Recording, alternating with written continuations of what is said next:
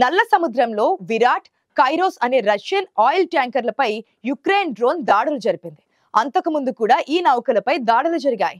ఈ రెండింటిలో ఒకటైన కైరోస్ మునిగిపోయే ప్రమాదం ఉందని సమాచారం. అయితే అందులోని సిబ్బంది ప్రాణాలను దక్కించుకుని సురక్షితంగా బయటపడ్డారు. రష్యా ట్యాంకర్లపై దాడి జరిగిన వీడియో సోషల్ మీడియాలో వైరల్ అవుతోంది. ట్యాంకర్లపై దాడి జరిగిన వెంటనే అందులోని సిబ్బంది డ్రోన్ దాడి అంటూ చెప్పడం వీడియోలో కనిపిస్తోంది. ఇది విరాట్, సాయం కావాలి, డ్రోన్ దాడి, మేడే అని సిబ్బంది అంటున్నట్లుగా రికార్డ్ అయింది. మైన్ గాని, రాకెట్ గాని, బహుశా డ్రోన్ గాని, మానవరహిత సముద్ర వాహనం కానీ ఢీకొని ఉండవచ్చని టర్కీ రవాణా మంత్రిత్వ శాఖ మంత్రి అబ్దుల్ ఖాదిర్ ఒక ప్రకటనలో తెలిపారు. నల్ల సముద్ర తీరం నుంచి 35 నాటికల్ మైళ్ళ దూరంలో ఈ దాడి జరిగిందని తెలిపింది. అయితే విరాట్ కు స్వల్ప నష్టమే జరిగిందని సమాచారం. ఈ నౌక ప్రస్తుతం స్థిరంగానే ఉందని, సిబ్బంది కూడా క్షేమంగానే ఉన్నారని తెలుస్తోంది. ఇదిలా ఉండగా రష్యా షాడో ఫ్లీట్ ట్యాంకర్లపై జరిగిన ఈ దాడి తమ పనేనని యుక్రెయిన్ ప్రకటించింది. ఈ నౌకల వల్లే యుద్ధం చేయడానికి రష్యాకు పెద్ద మొత్తంలో డబ్బు సమకూరుతోందని ఆరోపించింది. అందుకే వీటిని లక్ష్యంగా చేసుకున్నట్లుగా తెలిపింది. ఇరు దేశాల మధ్య శాంతి ఒప్పందం కోసం అమెరికా ప్రయత్నిస్తున్న సమయంలో ఈ దాడి జరిగింది. కాగా ఈ దాడి యుక్రెయిన్ పనే అంటూ మీడియా కథనాలు వెలువడుతున్నాయి. మానవరహిత సముద్ర డ్రోన్ తో ఈ దాడి జరిగాయని, 2 ట్యాంకర్లు తీవ్రంగా దెబ్బతిన్నాయని యుక్రెయిన్ సెక్యూరిటీ వర్గాలను ఉదహరిస్తూ CNN తెలిపింది. ఇది రష్యా చమురు రవాణాకు గట్టి దెబ్బగా ఆ వర్గాలు చెబుతున్నట్లుగా తెలిపింది. అయితే ఈ ఘటన తర్వాత ప్రమాదాల సంగతి అటుంచితే నల్ల సముద్రం గురించి చర్చ జరుగుతోంది. అందుకు ఈ సముద్రానికి నల్ల సముద్రం అన్న పేరు ఉండడమే కారణం. ఇంతకీ నల్ల సముద్రానికి ఆ పేరులా వచ్చిందో తెలుసుకోవడానికి జనం గూగుల్ సెర్చ్ చేస్తున్నారు. నిజంగానే ఈ నల్ల సముద్రాన్ని బ్లాక్ సీ అని ఎందుకంటారో తెలుసా? దాని వెనుక చాలా ఆసక్తికరమైన విషయం దాగి ఉంది. బ్లాక్ సీ ఉపరితలం నుంచి కొంత లోతు నుంచే ఆక్సిజన్ లేకుండా ఉండే నీటితో కూడిన డెత్ జోన్ ఉంటుంది. పై పొర నీరు ముడి చమురును తలపించేలా నల్లగా ఉంటుంది. బహుశా అందుకే దానికి నల్ల సముద్రం అని పేరు వచ్చింది అనుకుంటున్నారు. అయితే మనం నివసించే భూమిపై 70% కంటే ఎక్కువ నీళ్లే ఉన్నాయి. అంటే 4/3 సముద్రాలే ఆక్రమించుకొని ఉంటాయి. వీటిలో పసిఫిక్ మహాసముద్రం లాంటి పెద్ద సముద్రాల నుంచి ఫిలిప్పైన్ సీ లాంటి విస్తృతమైన సముద్రాలు, కరేబియన్ సీ లాంటి లోతైన సముద్రాలు 29 వరకు ఉన్నాయి. వీటిలో కొన్నింటికి వాటి రంగును బట్టి పేర్లు వచ్చాయి. ఉదాహరణకు గోల్డెన్ శాండ్ వల్ల ఎల్లో సీ, ఆల్గే వల్ల రెడ్ సీ అనే పేర్లు వచ్చాయి. కానీ ఆ కలర్ఫుల్ పేర్ల మధ్య బ్లాక్ సీ అనేది ఎలా వచ్చిందనేది మాత్రం ఒక మిస్టరీగానే ఉంది. ఈ సముద్రం పేరు వెనుక ఆసక్తికరమైన సైన్స్, హిస్టరీ ఉంది. టర్కిష్ సంస్కృతి నుంచి వచ్చిన ఒక థియరీ ప్రకారం చూస్తే ఒకప్పుడు దిక్కులను సూచించడానికి రంగులు వాడేవారు. నలుపు అంటే ఉత్తరం, తెలుపు అంటే దక్షిణం. నల్ల సముద్రం టర్కీకి ఉత్తరాన ఉండడంతో ఈ పేరు వచ్చిందనేది ఒక బలమైన వాదన. దక్షిణంలో ఉన్న మధ్యధరా సముద్రాన్ని తెల్ల సముద్రం అని పిలిచేవారు. ప్రాచీన నావికులకు ఈ సముద్రం అంటే చాలా భయంగా ఉండేది. చలికాలంలో ఇక్కడ వచ్చే భయంకరమైన తుఫానుల కారణంగా సముద్రపు నీరు చాలా డార్క్ గా, ప్రమాదకరంగా కనిపించేది. ఈ కారణం వల్ల కూడా బ్లాక్ సీ అన్న పేరు వచ్చి ఉండొచ్చని చెబుతూ ఉన్నారు. సాధారణంగా ఏదైనా సముద్రంలోకి దిగితే ఏ మాత్రం ఆక్సిజన్ లభించదు.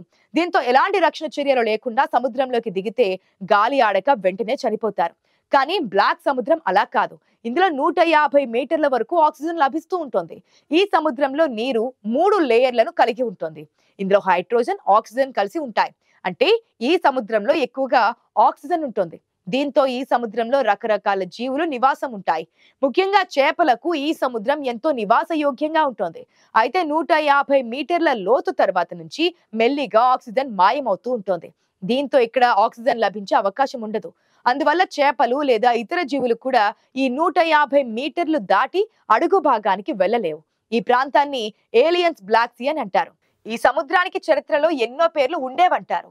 పురాతన గ్రీకు నావికులు మొదట్లో దీన్ని ఫాంటస్ ఆక్సినన్ అని పిలిచేవారు. అంటే ఆతిథ్యం ఇవ్వని సముద్రం అని అర్థం. దీనికి కారణం అక్కడ తరచూ ఏర్పడే తీవ్రమైన తుఫానులు, తీరాల్లో ఉండే శత్రు తెగలు.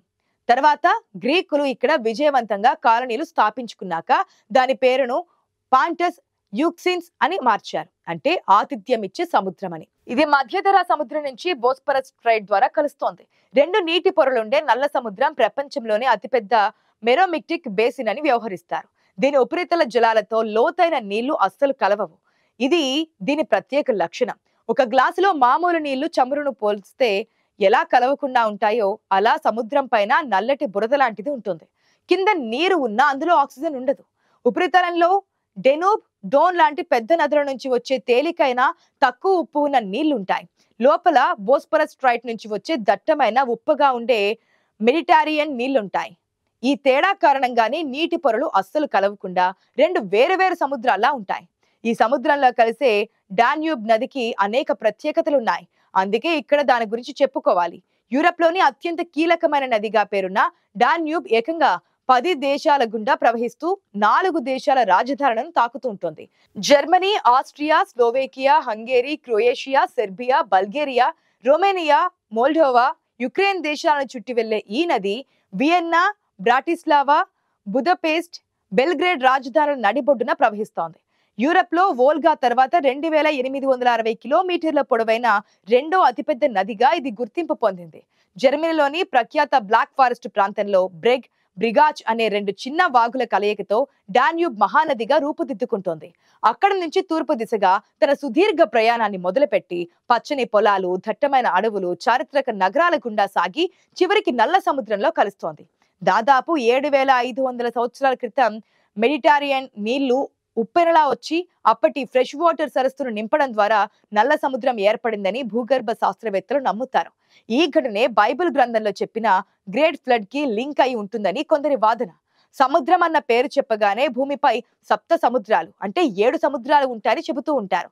వీటిలో అతి పెద్దది పసిఫిక్ మహాసముద్రం కాగా అతి చిన్న సముద్రం ఆర్కిటిక్ అని చెబుతుంటారు. అయితే వీటిలో నల్ల సముద్రం అనేక రహస్యాలు దాచుకున్న ప్రత్యేక సముద్రంగా చెప్పుకోవచ్చు. మధ్య ఆసియా, యూరప్ మధ్యలో ఉన్న ఈ సముద్రం 7 దేశాల తీర ప్రాంతాలను కలిగి ఉంది. తూర్పు వైపు రష్యా, జార్జియా దేశాలు ఉన్నాయి. పడమర వైపు రొమేనియా, బల్గారియా దేశాలున్నాయి. ఉత్తరం వైపు యుక్రెయిన్, దక్షిణం వైపు టర్కీ దేశాలున్నాయి. ఈ సముద్రం మధ్యధరా సముద్రానికి లింక్ అయి ఉంటుంది. బ్లాక్ సీ గురించి ఎంతో మంది సైంటిస్టులు ఇప్పటికీ పరిశోధనలు చేస్తూనే ఉన్నారు. వారు చేసినప్పుడల్లా ప్రతి సందర్భంలో ఏదో ఒక కొత్త విషయం కనుగొంటూ ఉంటారు.